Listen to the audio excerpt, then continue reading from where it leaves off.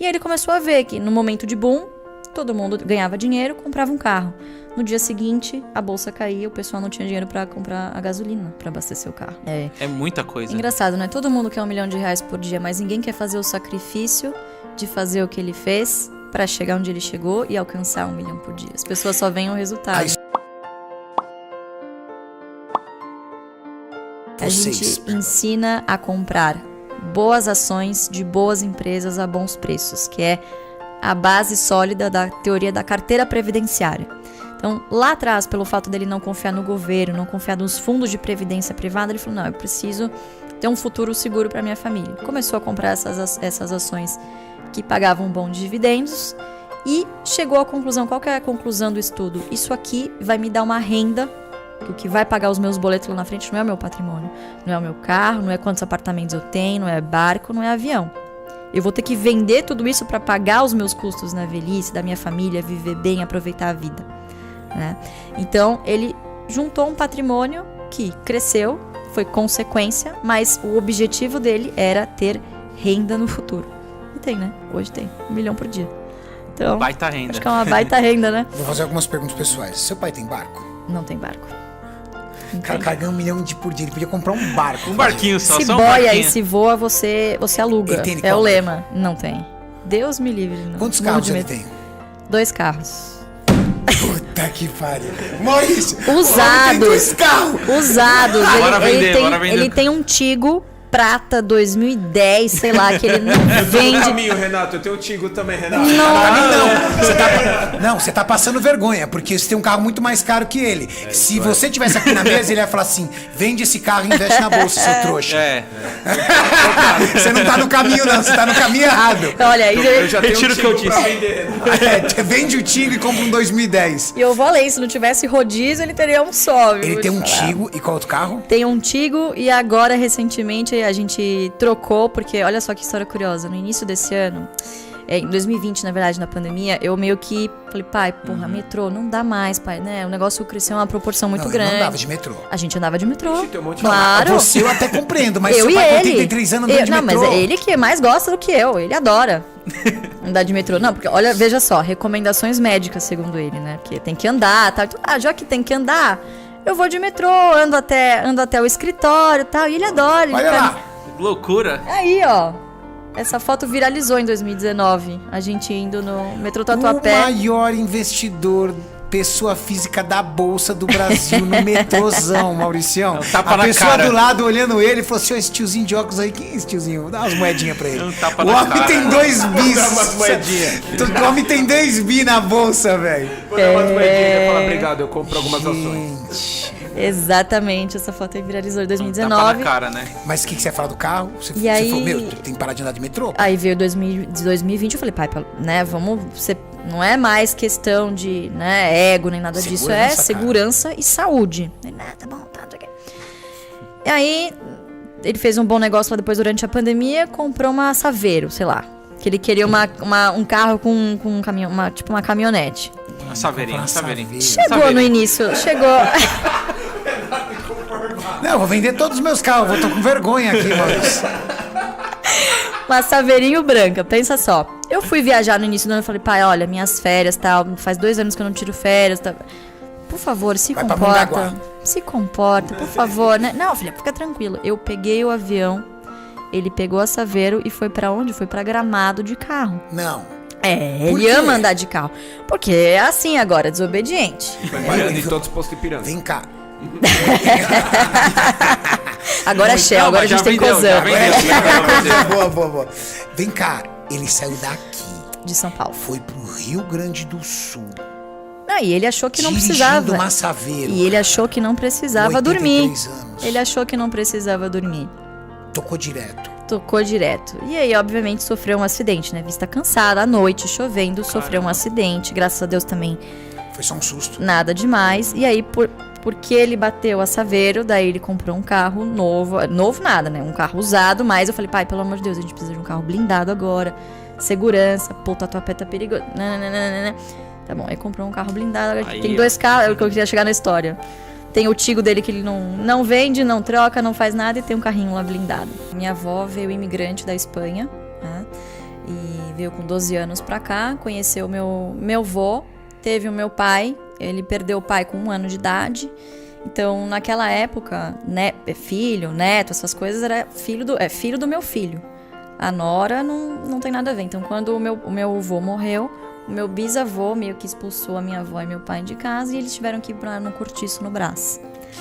Então, ele dividia ali uma salinha, né, um quarto com outras 3, 4 famílias também de mães solteiras, né?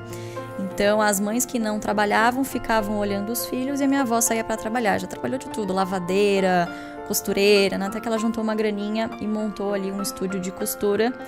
E a primeira profissão do meu pai foi de engraxate. E logo depois, quando a minha avó montou a lojinha de costura dela, foi alfaiate. Inclusive, ele teve a profissão de alfaiate junto com o Ronaldo Esper. Caramba. Ele se lembra do Ronaldo Esper no Brás, lá tal. Eles eram colegas de profissão na época. E uma das coisas que a minha avó sempre incentivou foi o estudo. Então, o único momento em que você não vai trabalhar junto comigo é no momento da escola, você tem que ir. Sempre fez questão disso e ele sempre foi muito estudioso. Então, ele se formou, foi fazer técnico em contabilidade, porque ele falou, não, eu preciso aprender a ganhar dinheiro. Naquela época, fazer um técnico já era algo absurdo. Já era algo absurdo, né? Então, imagina, ele nasceu em 39, né? Então, ele fez um técnico em contabilidade.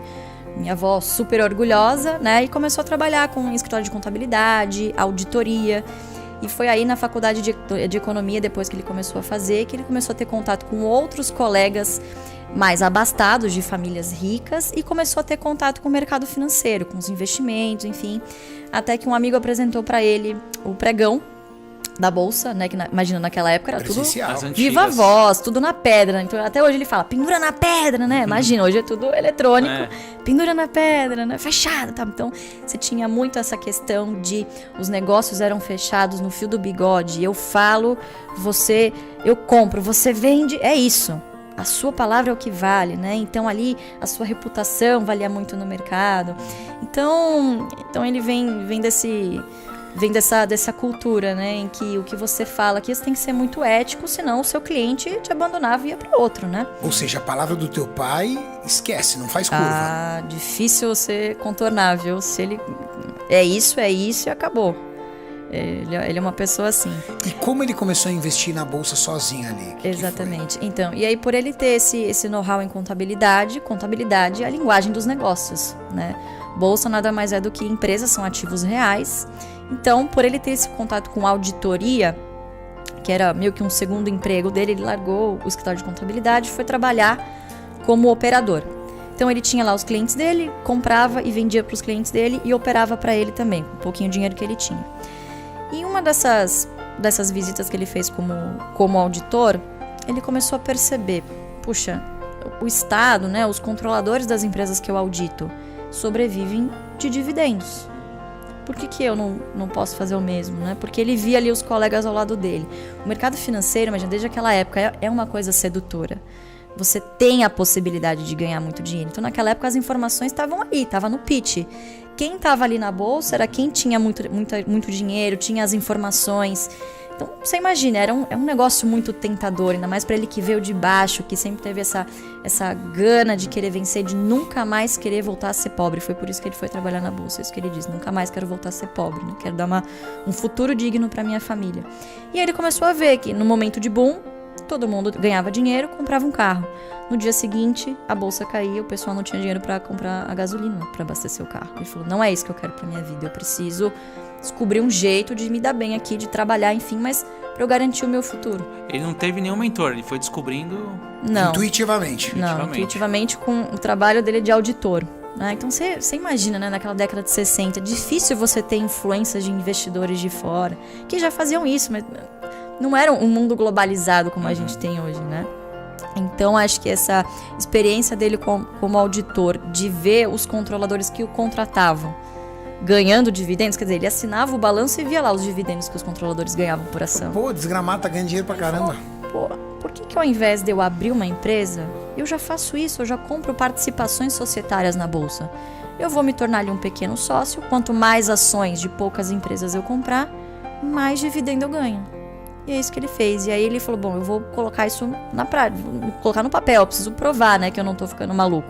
Isso aqui deve funcionar. Então ele começou a fazer para ele, para alguns clientes que acreditaram nele. E aí ele fez um estudo com uma das empresas que ele auditava, que era a CESP. A de energia? De energia, exatamente. Capital aberto até hoje, né? E ele foi mostrar pro RI. Ele falou, fantástico, incrível, não sei o quê. Por que você não publica isso? Ele pegou o trabalho, levou numa corretora. A corretora patrocinou, né? E mandou imprimir. Pode imprimir, né? E fez o maior sucesso na época, mas depois meio que caiu no esquecimento. Porque o mercado tem a memória muito curta. É igual fofoca. Hoje tem uma coisa que tá na moda. Amanhã, essa ação não tá mais na moda. Ninguém mais tá falando disso. Então, é um mercado sedutor, mas se você faz diferente da manada, com disciplina, com paciência, você chega muito longe. Não é rápido. É fácil, é simples, na verdade, mas não é fácil. Porque você tem uma luta, inclusive, fisiológica. Você tá ali, no meio de um monte de gente que aparentemente tá ganhando muito dinheiro, e você tá lá, comprando as mesmas ações. É muita coisa. Engraçado, né? Todo mundo quer R$1 milhão por dia, mas ninguém quer fazer o sacrifício de fazer o que ele fez para chegar onde ele chegou e alcançar R$1 milhão por dia. As pessoas só veem o resultado. A história conta que por anos e anos, seu pai reinvestia tudo que ganhava, é verdade? Tudo que ganhava. E Não comprava nada de supérfluo, só colocando dinheiro de volta. Esses 360 milhões que ele ganhou na bolsa, ele reinvestiu, ele não gastou nada, porque ele continua trabalhando, ele tá em alguns conselhos, enfim. Caramba. Então ele ainda sobrevive do trabalho dele, com 83 anos, e reinveste praticamente tudo que ele ganha em dividendos. Luiz, continua fazendo a mesma coisa. Então ninguém conhecia. E a primeira vez que eu tive contato mesmo de ter ações no meu nome foi com 14 anos. Em 2008, que eu tava enchendo o saco pra ter uma mesada. Então é aquela fase adolescente que você quer o tênis, tava na moda do Nike Shots, não sei o quê. Queria, pedia, nada de me dar. Ele falou, vamos fazer o seguinte, vamos fazer diferente. Eu vou te dar X ações da Ultrapar, se não me engano, na época eram 60 mil ações da Ultrapar, que é Posto Ipiranga. Essas ações vão te pagar o equivalente a R$300 por mês. Essa vai ser a sua mesada. Mas é o seguinte, você saiba que se você pegar esse dinheiro, e eu já tinha alguma noção de bolsa, né? Porque desde criança a gente viajar, a gente tirava foto em frente, a bolsa de Portugal, a bolsa de não sei da onde. Era paixão dele. Era a paixão dele. Então acho que ele encontrou uma maneira ali de meio que tornar o hobby dele, porque hoje ações pra ele é um hobby. Ele fala que vai tricotar, não fala que vai trabalhar. Ele encontrou um meio ali de me estimular a gostar desse assunto, né? Então nunca foi uma coisa, você vai trabalhar com isso, você vai fazer economia, você vai seguir meu caminho, nunca. Então ele me deu essas 60 mil ações. Isso aqui vai te dar os R$300 por mês. Mas você não quer? Olha, vem cá com o papai, vamos lá no escritório, com esses R$300 você compra isso, né? E sempre me incentivando. Então, final de semana a gente ia viajar. Mentira, não era pra viajar. Ele escolhia as empresas que ele queria conhecer. Vamos pra Curitiba. Papai quer conhecer uma empresa lá em Curitiba. Então era o nosso hobby, conhecer empresas, ir em reuniões.